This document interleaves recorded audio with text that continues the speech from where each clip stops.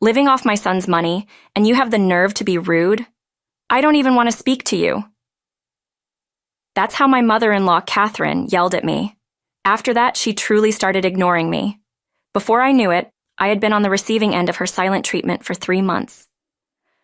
To make matters worse, Catherine and my husband did something unthinkable. The key doesn't work. Catherine and my husband did something unthinkable. Turns out they changed the locks on our home without telling me. Fed up, I secretly sold the house and decided to move. My name is Karen, a 29-year-old office worker. I've been married to John for 2 years. We met at a party thrown by a mutual friend. John is 3 years older than me and works for a conventional company. He's in sales, really good at talking, and pretty entertaining. He seemed to take a liking to me and asked for my contact info. Soon we started seeing each other. He was incredibly fun to be around, and I found myself increasingly attracted to him. After a while, he confessed his feelings, and we became a couple. We dated smoothly for about 1.5 years before he proposed. "I can't imagine a life without you, Karen. Will you marry me?" He popped the question at a fancy restaurant with a beautiful night view, offering me a ring. Even if it was cliché, I loved it and immediately said yes. And so, we got married. We had our family meeting, went through our ceremony, and everything was perfect. Many of our coworkers and friends attended the wedding, making it a really happy occasion. After our honeymoon, we started living together. Both of us work, so we split household chores to balance our responsibilities. John used to live at home and had helped Catherine with cooking, so he was good at household tasks. Moreover, he's an excellent cook, and his homemade meals are delicious. On days off, we go out on dates and spend a lot of wonderful time together. I truly believe I'm lucky to have married him. 2 years into our marriage, we're still madly in love and living a happy life. But that doesn't mean everything is perfect. The problem is Catherine. From the first time we met, she seemed cold toward me. The issue, apparently, was my educational background. "Oh, you graduated from a rather low-level college. I can't trust people who didn't work hard in school." That's how Catherine belittled me. Sure, my college wasn't top tier, but I chose it not for its prestige, but for the courses it offered that I was interested in. I don't judge people based on their educational level, and frankly, I think it's irrelevant once you're out in the real world. So, I was shocked when Catherine mocked me for my education. The tension was palpable during our family meeting, and my husband looked noticeably uncomfortable. I had my reservations about Catherine before we got married, but I loved him, so I went ahead with it. Catherine lost her husband a few years back, and now lives alone in her in-laws' house. As a result, she'd often visit us, and every time she did, she would have something to complain about to me. "You really suck at cleaning. I can't deal with sloppy people. Make sure you clean every nook and cranny." My husband was the one who had cleaned the day before Catherine arrived, but something told me it'd be awkward to say that, so I kept quiet. I'd just apologize and wait for the storm to pass. However, Catherine kept coming over and berating me. "You're uneducated, can't do household chores, and you don't even have kids. Seriously, you have nothing going on for you. How did you even manage to get with John?" Her words were a real blow, especially when I was already feeling down. Finally, I'd had enough and talked to my husband about it. "Can't we do something about Catherine's attitude toward me?"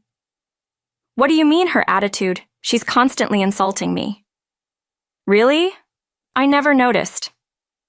I was taken aback by that. My husband didn't think her comments were derogatory. Learning the shocking fact in our 2nd year of marriage left me stunned. "Are you serious, are you?" "I don't think Mom intends to be mean." I started to wonder if my own perceptions were warped. Am I not normal? No, it wasn't me. It was my husband and Catherine who were both out of touch. That thought festered along with my growing distrust for my husband. I had sensed hints of his mommy issues for a while. It had never been a problem until now. His mommy issues started causing me real concern. "Mom says you should cook more nutritious meals, so can you add more variety to the menu?" "We both work, you know. I can't make elaborate meals all the time."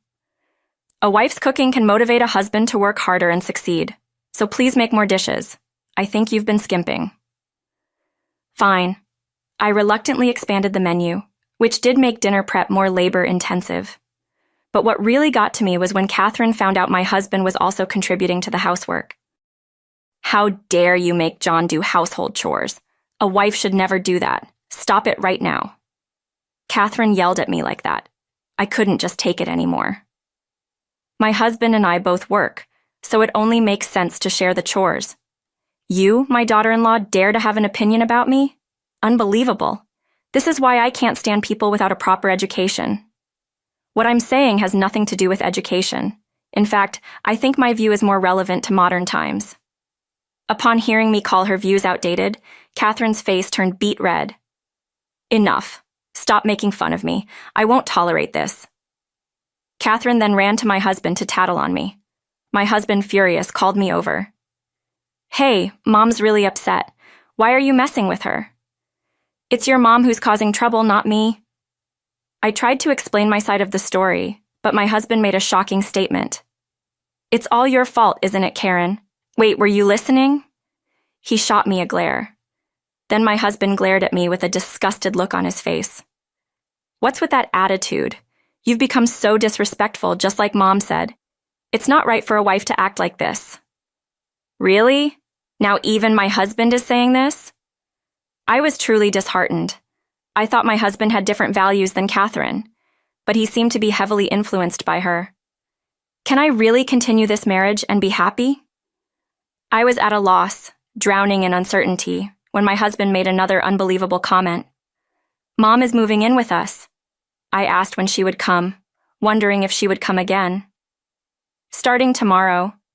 I felt uneasy with the phrase, starting tomorrow. What do you mean, starting tomorrow? Isn't it just for tomorrow? When I asked with a sense of dread, my husband replied, We're having my mom move in with us starting tomorrow. Move in? I could barely believe my ears. Why is this suddenly about living together? My mom says it's a hassle to keep coming over here all the time, so we figured she might as well move in. What? Why would you decide that without discussing it with me? I'm the breadwinner here. It's my call. It was more obvious that my husband was completely swayed by his mother, Catherine. She must be telling him a wife should obey her husband, but making a unilateral decision to live with Catherine is unacceptable. The next day, Catherine arrived as if it was the most natural thing, lugging huge bags with her. She boldly took over a room on the first floor, acting as if she had been living here all along. Karen, get the coffee going, will you? You're such an inconsiderate daughter-in-law. Hey, Mom's tired from moving. Get it together. Catherine and my husband immediately started to berate me. The thought of this happening every day was unbearable. I started making preparations for any unforeseen circumstances. Catherine continued to boss me around. But at the time, I was immersed in a significant work project and wanted to focus. So I just ignored whatever Catherine or my husband said. Why are you coming home so late? It's Karen's job to make dinner. Why are you making us wait? I had to work late. You two seem to have eaten already. What's the problem? When I said that, both my husband and Catherine glared at me, their faces red with anger. It's infuriating living off my son's money, and you dare talk back. I don't even want to speak to you, Catherine yelled. What on earth is she talking about? I'm not living off my husband's money. Actually, I earn more than he does. But Catherine seemed to be under some sort of misconception, and she actually started ignoring me. Whether I greeted her or had a question, she ignored me. My husband started to join her in ignoring me. Before I knew it, I had been ignored for 3 months. I was busy with a work project and actually found their non-interference relaxing. Who knew being left alone could feel so good? They both looked at me with smug smiles, thinking they were hurting me by ignoring me. I saw no harm in letting them believe that, even making a show of being subdued and downcast. But as my project reached its climax, I had to work even more overtime. And working together as a team, we finally completed the project. Towards the end, I was so focused that I had completely forgotten about Catherine and my husband. I guess I was so out of it that even if I was being ignored, I wouldn't have noticed. But at some point, Catherine and my husband realized I wasn't affected at all. And then they did something. Changing the locks.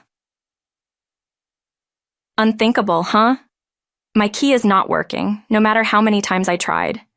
The key I had wouldn't fit into the lock. Turns out they changed the locks without telling me. As I was desperately trying to get in, I heard Catherine and my husband talking inside. Is that a burglar? Ha! But we're home alone, so it can't be a break-in, right? Maybe it's trespassing. Yeah, maybe we should call the cops. They were loudly laughing and talking. I couldn't believe it. They had taken it this far. That was the last straw. I secretly decided to sell the house and move.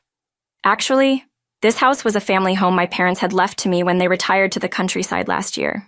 So, I had every right to sell it.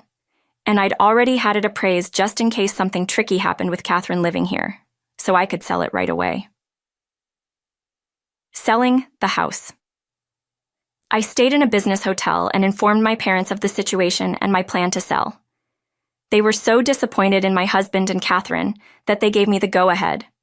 So, I immediately contacted a real estate agent and sold the house. I had a locksmith come and unlock the door for me. When I entered, Catherine looked at me startled. How were you able to get in? You didn't break the lock, did you? It was Catherine's voice, one I never wanted to hear again. Ignoring her yells, I started packing my stuff. Hey, say something. I'll call the police for trespassing. Moving out. I continued with my plans to leave without paying her any mind. I had also brought movers with me, so they started taking away my large items. Catherine kept shouting things like, "You think you can get away with this, thief?" But I kept ignoring her. The locksmiths and movers looked uncomfortable around Catherine. That's because I had told them she was the mother of my dementia-stricken husband and had changed the locks, mistaking my home for her own. The more she screamed, the more it looked like her condition was severe. I held back laughter and proceeded with the move efficiently. In no time, all my stuff was gone. I left the already filled-out divorce papers on the table and walked out. Catherine was yelling something, but I ignored her and left. Let her taste the bitterness of being completely ignored. My husband called me that night, extremely angry. Hey, what do you think you're doing stealing from this house? I decided to engage my husband in a meaningful conversation. What are you talking about? I've only taken what I bought with my own money. And speaking of which, remember the house itself was passed down to me from my parents. You've been so busy impressing Catherine that you've started to believe your own lies. My husband seemed to finally remember after hearing me out. His phone was on speaker, so I also heard Catherine's voice chime in. Wait, what's going on? Good. If Catherine is listening, that makes things easier. Catherine, since you're listening, perfect. I've already sold the house, so please leave immediately. Also, sign the divorce papers. If you don't agree to the divorce, I'll take this to court. Both of them were speechless at my statement. What's the matter? Giving me the silent treatment again? I don't mind. But just so you know, I will kick you out without any hesitation. I knew they weren't really ignoring me. They were just at a loss for words. But I said it anyway. As expected, my husband finally said, "Wait, please." But I ignored him and hung up. Shortly after, I initiated divorce proceedings through my lawyer. My husband quickly agreed to the divorce, likely out of fear of a court battle. Subsequently, both my ex-husband and Catherine were evicted. Though they could have afforded a decent apartment with the money from the house sale and some pensions, it turns out Catherine had been wasting money and had paid off her debts with my father-in-law's inheritance. Apparently, she continued her spendthrift ways, making my ex-husband think he could afford to buy a house. Now he's struggling, trying to pay off the debt Catherine accrued. Despite the long-winded explanation and his plea to get back together, I have completely ignored him. Now I live alone in a comfortable apartment. I plan to save the money from the house sale for my retirement. For now, I'm done with love. I'll focus on my career and work towards getting a promotion.